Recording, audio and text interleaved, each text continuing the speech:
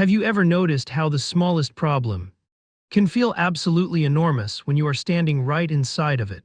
Like a shadow stretching across an entire room, just because it happens to be close to the light. Welcome and thank you for pausing your day to be here. This time together is not about ignoring your feelings or pretending that life is always easy, but rather about discovering a different, gentler way to hold the things that weigh on us. We often believe that to find peace, we have to fight our worries, outsmart our struggles, or perfectly solve every issue sitting in front of us. But what if that isn't always true? There is a quiet realization that many people find deeply comforting. Sometimes relief doesn't come from fixing the problem, but from simply changing your vantage point. When we talk about finding a cure for the restless, worried mind, we usually think of a permanent fix or a sudden absence of stress. But historically, some of the wisest thinkers looked at it differently. They saw this relief not as a medical intervention or a flawless state of calm, but as a philosophical shift, a deliberate softening of the gaze. Many centuries ago, the ancient Stoics practiced a mental exercise that is beautifully simple yet profoundly grounding, often referred to as the view from above.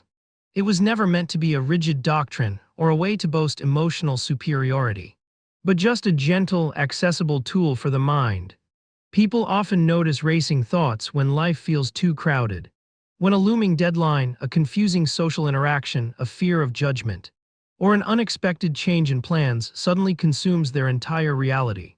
It can feel overwhelming, as if the walls are closing in. And this single moment, this specific tension, is the only thing that matters in the entire world. This is where scale changes everything.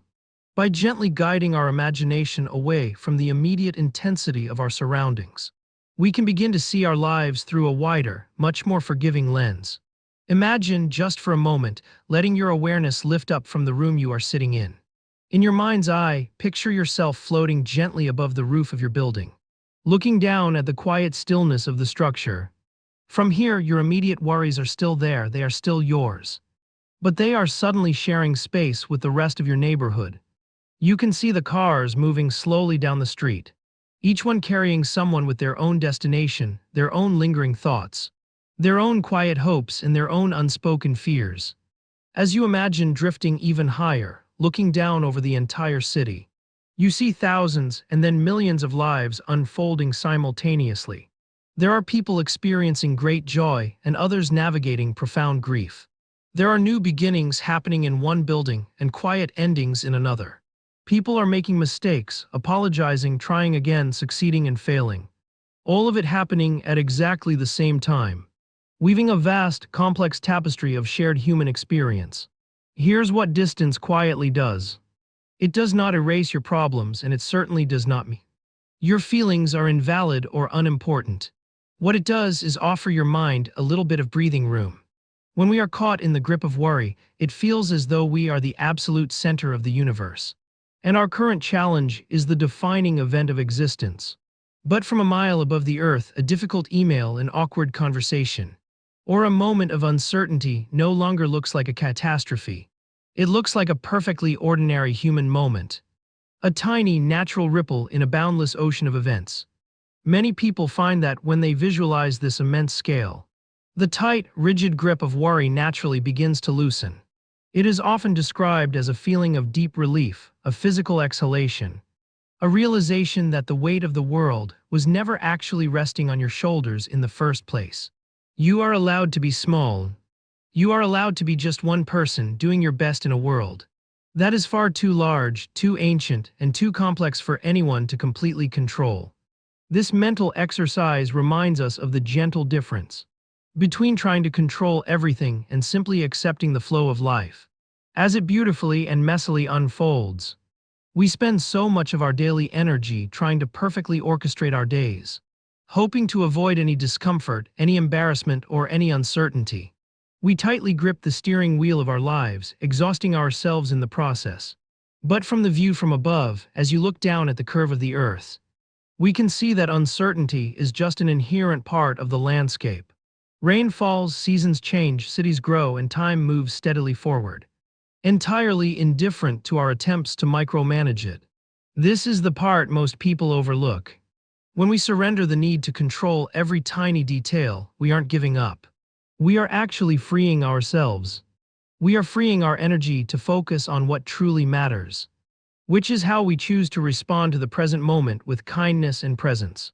Stepping back mentally can also happen, not just in physical space, but in the vastness of time. Imagine looking down not just at your city, but at the sprawling timeline of your own life. Think of a worry you had 5 years ago, something that kept you awake at night. Something that felt utterly insurmountable and terrifying. Today you might barely remember it, or perhaps you view it simply as a stepping stone. That naturally led you to where you are now. The passage of time has a profound way of softening the edges of our panic, turning urgent crises into distant, quiet memories. By adopting the view from above, we are essentially borrowing that wisdom from the future and applying it directly to our present moment.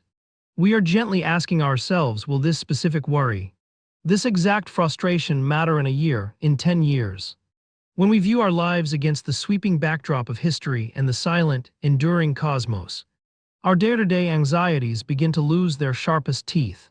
Of course, it is important to softly acknowledge that sometimes feelings of worry are deeply persistent. And if you ever find that your thoughts are consistently overwhelming or disrupting your life, seeking the support of a compassionate professional is a deeply wise and courageous step to take. This philosophical perspective is not a replacement for professional care, nor is it meant to minimize the very real emotional pain that we all experience throughout our lives. Rather, it is simply a complementary practice, a quiet inner retreat for the mind.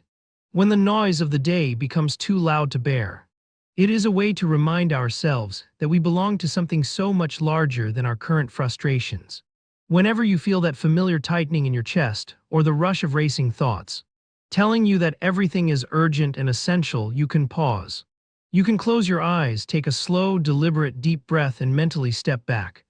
You can watch the clouds drifting quietly over your continent, the oceans meeting the ancient shorelines, the earth quietly spinning in the vast, serene quiet of space.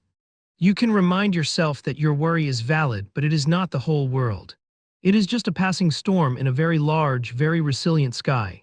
As you practice this gentle shift in perspective, you may notice that the things that once felt entirely unmanageable begin to feel just a little more workable.